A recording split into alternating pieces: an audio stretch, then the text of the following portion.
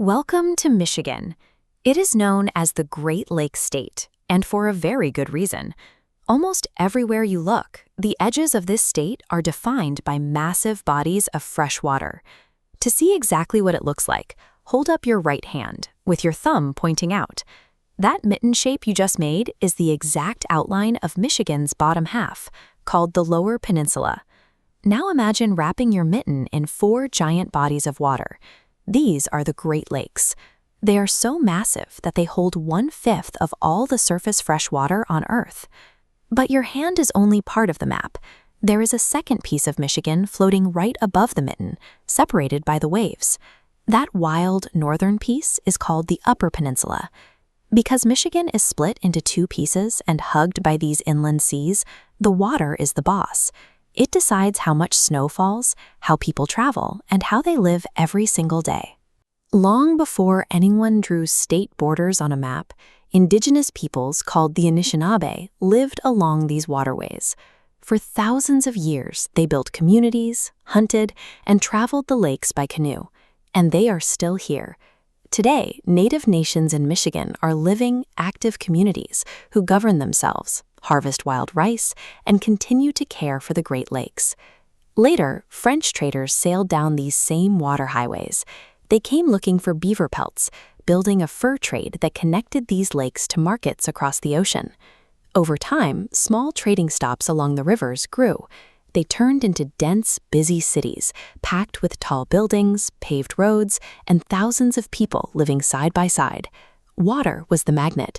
By connecting to the lakes and rivers, these cities were able to attract workers, build factories, and survive. One of those cities, Detroit, became the automotive capital of the world by making something brand new: cars. It grew into the center of engine building for the entire country. Factory workers learned how to build cars on an assembly line. Instead of one person building a whole car slowly, the parts were lined up in a row. Each person added one piece as the car rolled by, churning out finished machines faster than ever before. To run these factories, people moved to Michigan from all over the world.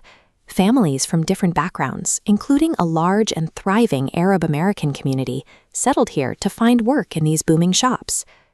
Away from the factories, the lakes do another important job. They cool the land in the spring and keep it warm in the fall.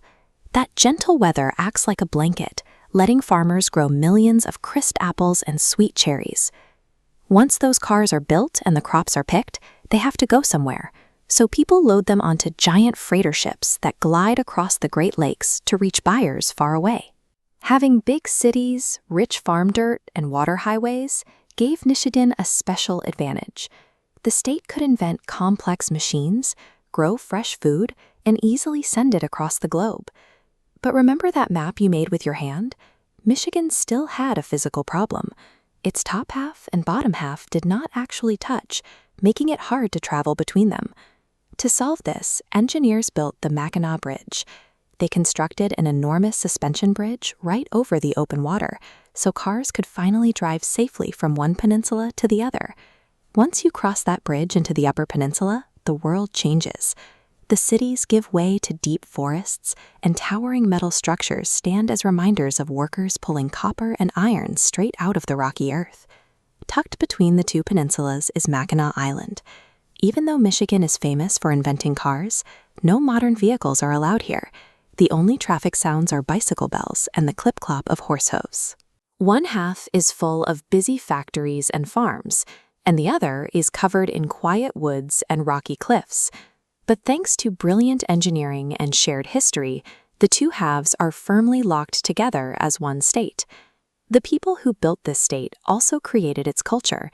In Detroit, the families of those factory workers started making music, creating a smooth, upbeat sound called Motown that the whole world loves to dance to. Up in the cold, harsh mines of the Upper Peninsula, hungry workers needed a lunch they could carry in their pockets, so they baked thick meat and potato pies called pasties, a tradition that people still eat today. And when winter arrives, the lakes send heavy, thick snow across the state. Instead of staying inside, families bundle up, lacing up their skates to play hockey and glide across frozen ponds. Michigan is a living, freshwater playground where history, hard work, and nature connect everyone who lives there. It is a state defined by the land, the people, and the great water that surrounds them.